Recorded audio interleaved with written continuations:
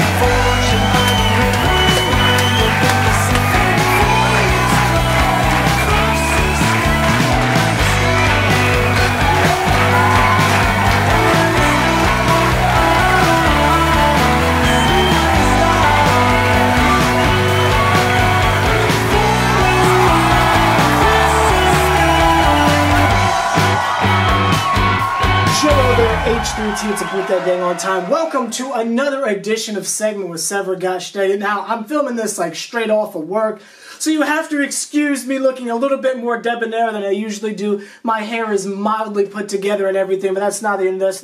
Let's just ignore that you're looking at corporate Sever right now, but that's not the... I know y'all digging the lavender. And I don't know if that's the name of this color, but I just think it looks doper than 6 little bits. But that's not the hint of that. We gotta start out this foolishness off correctly, gosh dang it. Yo, there's new music a-brewing!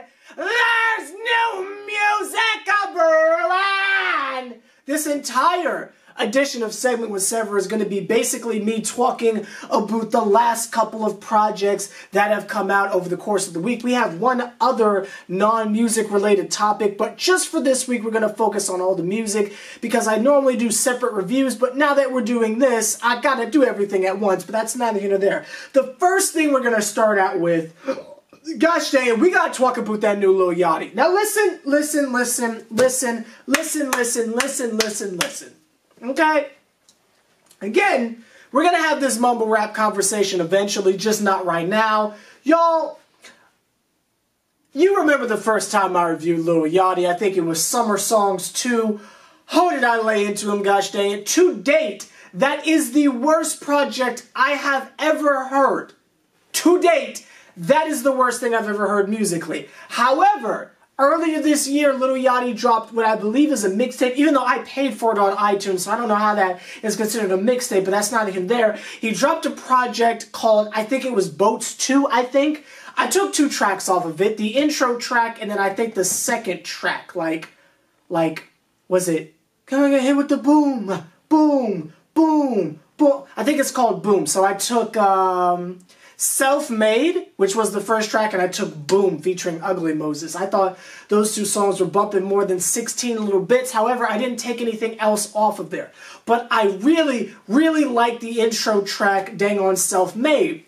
I kind of thought that was all we were going to get from Yachty, so when I saw he dropped something else, it piqued my interest because of how much I like that intro track on Boats 2. Now, this album is called Nothing Left to Prove, which is a very long title for a project, and especially with him only being in the quote-unquote mainstream game for about 2 to 3 years now. I don't know how you're at a point where you don't have anything else to prove, but I guess with all the money he's making with all of his endorsements like Sprite and Nautica and all that shenanigans, it doesn't really matter. I've always liked the fact that Yachty doesn't care what negativity is cast upon him.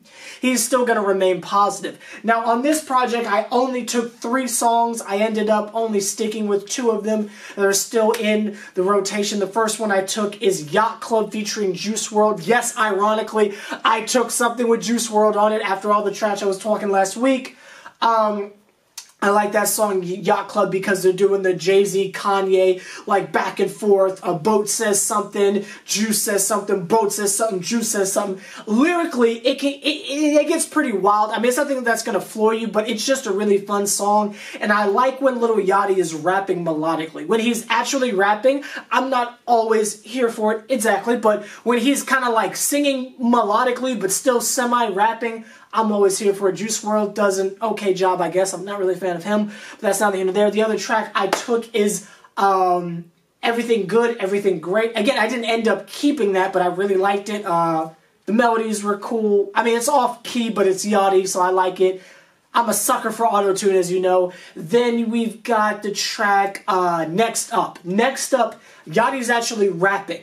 And it's pretty fast-paced, and he's laying waste to this beat. I know a lot of people don't like this project. I don't understand why, because I like 3 songs. And for Lil Yachty, taking 3 is amazing, especially with how music is today. If I'm taking more than 1 song off of your project, that is a round of applause. I mean, the whole thing is a trap, obviously, but just the fact that I took those 3 songs I really messed with. I really like Next Up. I think Yachty is spitting otherworldly type foolishness. Now, again, the lyrics aren't anything incredible, but the delivery, the flow, and the vibe is on point like a pencil. I say check it out. You're bound to like at least 1 song off of here, so that's dang on Boat. Next project I want to talk about. Let's talk about that future Juice WRLD foolishness. Now, public service announcement. Let me get on my Mr. Mackey. Drugs are bad. Okay. So, the name of their collab project, Mr. Future, Mr. Juice WRLD, the name of their collaborative project is World on Drugs. We all know how I feel about that, but I'm not going to get into it. I'm going to pretend like that is not the most socially like Peep dies and everybody pretends, oh yeah, no more this, no more that. But like a year later, oh, World on Drugs, right? But that's neither here nor there. Again, that's me getting on the preachy tip. Let me stick to just a music review. Y'all know I don't like Juice WRLD, so I didn't really take anything with, I don't think I took anything with him on it. I don't think I did. I ended up taking Oxy featuring Wayne just because the beat is insane. I love that Future carried over that la-dee-da-dee-da, slide bumping up, pass me some soda, throw me in the car. That entire song, that entire part, that's how Future's rapping on it. Wayne is obviously murdering it. At first I didn't like it because I didn't hear the 808s. The way Wayne is just interlocked with the beat is beautiful. I don't even care that he's singing. So, and again, Future kills it. I love that voice he's doing. I will copy it at my earliest convenience. Y'all won't hear that song until the following summer, but that's not here or there. Just know I love Future's part, but that's not here or there. The beat is insane too. I would quote it, but I don't want to promote drug usage, but that's not here or there. So I took the song Oxy featuring Lil Wayne, so that's Future and Wayne. And then there is another solo Future song featuring Nicki Minaj. Again, listening to it with the 808s bumping, I can hear where Nicki's trying to like land her cadence in the grooves of the beat, if that makes any sense. How her cadence kind of like interlocks with the dang on 808 patterns. I don't know if I'm making any sense, but if you make music, you know what I'm talking about. It's really good, gosh dang, and I think Nicki absolutely kills it. Future does this thing too, especially towards the end. Future just gets in his bag. He starts to, oh, it's nicer than 14 Little Bits. I only took 2 songs off of it because, again, I can't stand Juice WRLD. But the Future tracks, are really, really good. And I haven't heard this level of Future as far as being focused on anything since the dang on I'm not going to let that word push me down the stairs, collaborative effort with dang on Drake. Because I haven't liked anything in between that. I know people were dipping off of purple. I just don't get it. But that's neither here nor there. How am I doing that for time? Oh, you know, I could probably get this done in one take. Let's move over to the next one. New Joji. Now, we've talked about in passing. Again, Joji is Filthy Frank, for those of you who don't know. Gosh dang it, a.k.a. Pink Guy, a.k.a. Phyllis of the Frank. But that's not here nor there. Listen, that man dropped his debut album. Now, the In Tongues project, I guess, was just a mixtape that we paid for. I don't know. I thought In Tongues was his first album, but apparently not. Gosh dang it, he came back with the dang on project. I think it's like Ballads 1, I think is what it's called. It's a alright project. It's very single heavy. And what I mean by that is the singles are the best part. The album cuts are... but the singles are good. So like Slow Dancing in the Dark, Slow Motion Dancing in the Dark is really good. That's my favorite off of there. Can't Get Over You is really good.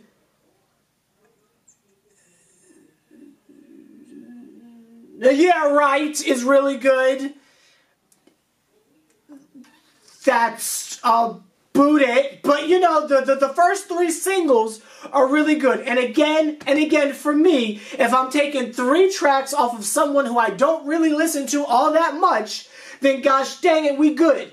I do like In Tongues more, but I still do like the singles. I really like Slow Motion Dancing in the Dark, and Yeah Right was my 1 million channel view theme song, but that's not even there. I would check it out if you like Joji. You're definitely going to hear something. Again, Slow Motion Dancing in the Dark is my favorite personally, but that's not here or there. Then we've got Tory Lanez. Tory Lanez dropped something Friday at midnight. It messed up my sleep schedule because I was getting ready to go to work, but Tory came through, gosh dang it. Now, let me just say before we get into the shenanigans, other than the fact that he has a Muppet on the cover doing the Brady Bunch joint, this is another Tory Lanez project. Now, he dropped something at the beginning of the year. I don't know if that was an album or a mixtape. I'm getting confused as to what is what. I just know I'm paying money for these projects, so they're all albums to me. I took, and I'm talking about the one that dropped earlier. The one that's like, jumped in the what the job is that? Drunk and ain't no coming back. I took that, and I took something else. I can't remember. Bust It Down. That's what it's called. Bust It Down.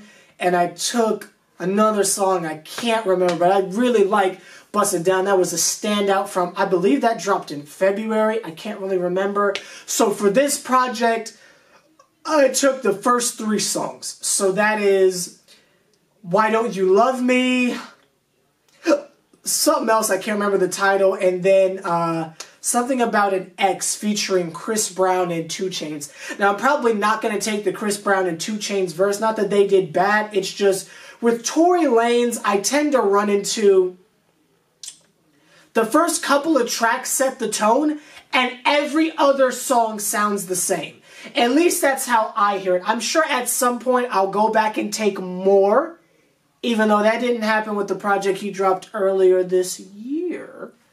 But if I want more of this sound, I can always go back and get more. It's just on a first couple of listens. It's only been out for 2 days, but every track sounds identical. So I was able to get the first 2, but after that it all blends together and I get a headache. He also has this interesting thing he does with his voice, where he's kind of doing like a Fetty Wap, like, but then all of a sudden he's singing high pitch. I don't know, like, he sounds like 2 completely different people. I think it's interesting how he's got that vocal switch up that he can go to at any moment. I think that's pretty cool. I think it's a good project overall, just because I didn't hear a bad song. It's just all of them sound the same. So again, I only took 3 tracks and I'm only really messing with 2. I don't know if you can notice a theme here, but that's not a hint of there. So, I mean, it's a cool project. It just depends on which couple you hear first, which is what you're going to go with, but that's not here or there. There is also a new Trippie Redd song called Tabanga. I think that's what it's called. It is really freaking catchy. Lyrics are a little teetering on that Uzi, but that's not here or there, but it's a cool song. It's very catchy. As far as the song structure goes, we're talking about chorus, verse, chorus, instrumental break. That's the end of the song. That somehow manages to stretch out for 3 minutes, 30 seconds. I don't know how that happens, but it's a really cool song. You might not get it the first time. I suggest wearing headphones. Again, the kick patterns and the 808s make a really big deal for songs nowadays for some reason. I'm not really quite sure, but I suggest check it out. There's not a music video yet, but there's a kind of like an audio version where Trippie Redd's like on a cross. Again, I don't know how I feel about that, but the song's really good. I'd check it out. How do y'all feel about this? I'm going to throw this out there. I think Trippie Redd is terrible with features. Like, outside of the joint he did with Rich the Kid, I think his features are horrible. However, I think he as an artist is great. But when he's featured on something, I never really like it for some reason. He's got that joint, Yappa with Chris Brown, that was pretty good. But like, say his features on Yachty's project that dropped last week and Yachty's project that dropped earlier this year. Trash. He's got a feature on, I think, the Joji album. It's really bad. But him as a singular artist, as a solo artist, and his songs, I always think are amazing. I don't know how that happens, but that's just my personal theory. There's also a song called Moo. It's that trick on Macau, trick on Macau, trick on Macau, trick on Macau joint. That song goes really hard. I just want to point that out, that I love that song. That might possibly be not only the best mix song this year, but that's in the running for Song of the Year. I don't care what you say, but that's not here. There. Also on the Dang on New Music Alert, we have Gerard Way. Gerard Way, lead vocalist of My Chemical Romance, dropped a song for Halloween. Gosh dang it, it is called Baby You're a Haunted House. Why we couldn't have just called it Haunted House, I'm not sure. But, you know, that's just an ode to the dang... That's just an ode to the dang on pop punk format of the mid-2000s, I guess. But that's neither here nor there. I think it's a really good song. Again, another song that I believe is in the running for Song of the Year. It's just great as far as how it's mixed in the general vibe. It kind of picks up where Hesitant Alien left off. It's a really, really, really, really, really good track. If you're listening to it and this is your first Gerard Way song, just know it sounds nothing like My Chemical Romance. It's the same general genre, but it sounds nothing like that, and it's mixed like how Hesitant Alien is. So as long as you're used to that form of mixing, you'll be okay with it as far as what they're doing with the vocals and such. But that is neither here nor there. And the last thing I want to talk about is, y'all, they done got Brother Nature. For those of you who don't know who that man is, there's a bunch of random social media stars that are jumping off, and they're either on Twitter or they're on Instagram. They've basically taken over for the Vine stars. Like, we all know who HaHa Davis is, right? He's the "this is beyond me" guy, or the "it's finna be a breeze" guy, right? There's another person like that, but he's exclusively on Twitter. His name is Brother Nature, and he's Hispanic, and he's really good with animals. That's the best way to sum it up without going into too much of history. Check him out if you can, if he's taken his Twitter off of private. I'm not quite sure, but that's neither here nor there. Pretty funny videos. I'm not going to go into what they are. You can check them out yourself. So again, just a young social media dude making his ways. I think he tweeted a picture of him with a Ferrari, so that social media money was coming in. How he monetizes things on Twitter, I'm not sure, but, you know, that's for the trade secrets of social media, I guess. He was stunting a little too hard. So the haters got to him, and they went back through his tweets, and they pulled up some very, we'll just say, problematic things he was tweeting in 2012. Now, this guy's got to be like 18 or something like that, maybe 19. So in 2012, this man was 14. And they're pulling up crazy things he was tweeting when he was 14. Now, I am always here for if some wild stuff is going down, regardless if you get caught, you gotta pay the social media backlash. When they were finna cancel Roseanne and now it's just the Connors, I was here for it. She gets what she deserves. However, Brother Nature was 14. I really hope they're not going to cancel this man like that. The man was 14. If we go back and look at some of this stuff all of us were saying at 14, gosh dang it, I hope that when someone leaks some of my earlier tweets, like I think I made my Twitter when I was 16, I hope when people go back and leak that stuff, you guys are defending me, gosh dang it. Because when you're a kid, you say crazy stuff. But that's not the internet. Anyway, that's all for Segment with Sever this week. Like, comment, subscribe, H+III+T, stand the Triple OG, putting as much work as me. Do me a favor, point them out. There is one more thing I want to touch on. 50 Cent reached a new level of petty, gosh dang it. Allegedly, 50 Cent bought out all the seats at a Ja Rule concert to make sure that no one showed up.